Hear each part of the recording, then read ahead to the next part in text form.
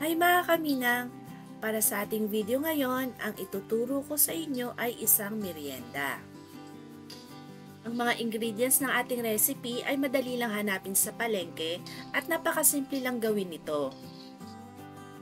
At kung gusto nyo kumain yung mga kids ninyo ng fish, ito yung isang alternative na pwede nyo ibigay sa kanila as a healthy snack.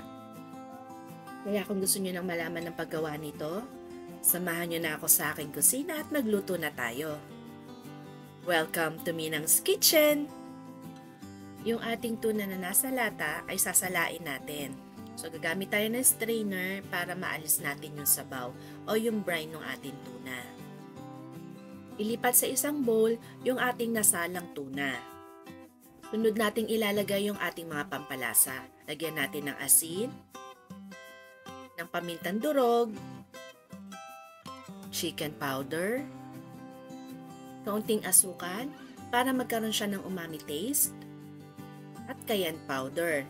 Ito ay optional kung kakain ay mga bata. Pagkatapos ay ilagay natin yung ating bawang. Tadtarin nyo siya ng medyo pino.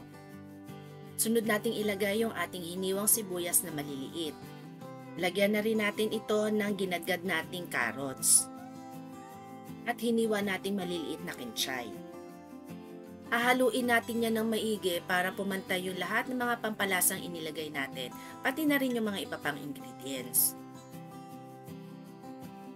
Kapag okay na yung pagkakahalo ninyo, ilagay na natin yung ating itlog. Haluin nyo lang ulit yan ng maigi. At habang hinahalo natin yan, maglalambing muna ang inyong minang.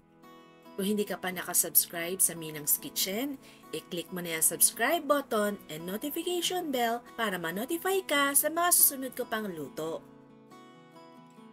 Kapag okay na yan, ilagay na natin yung ating harina.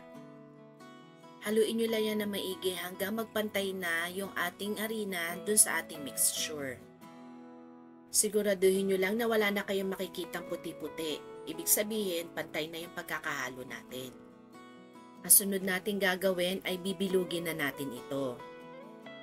Maglagay ng harina sa isang lalagyanan dahil mamaya doon natin pagugulungin yung mga mixture na bibilugin natin. Maglagay ng kaunting harina sa ating palad para mas madali natin mabilog yung ating mixture at pagkatapos ay kumuha kayo ng isang punong kutsara na mixture at ilagay sa ating palad. Yung size na gagawin natin ay nakadepende na yan sa inyo. Kung gusto nyo mas marami kayong magawa, ay liitan nyo na lang yung size ng gagawin ninyo.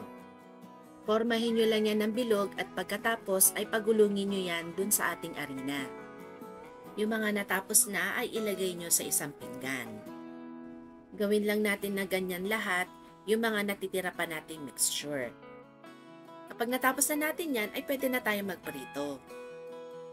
Gumamit tayo ng malalim na kawali or wok. Buksan ang ating kalan at ilagay sa medium flame. At pagkatapos, maglagay na tayo ng ating mantika. Kapag mainit na yung ating mantika, dahan-dahan yung ilagay isa-isa yung mga binilog natin na mga mixture.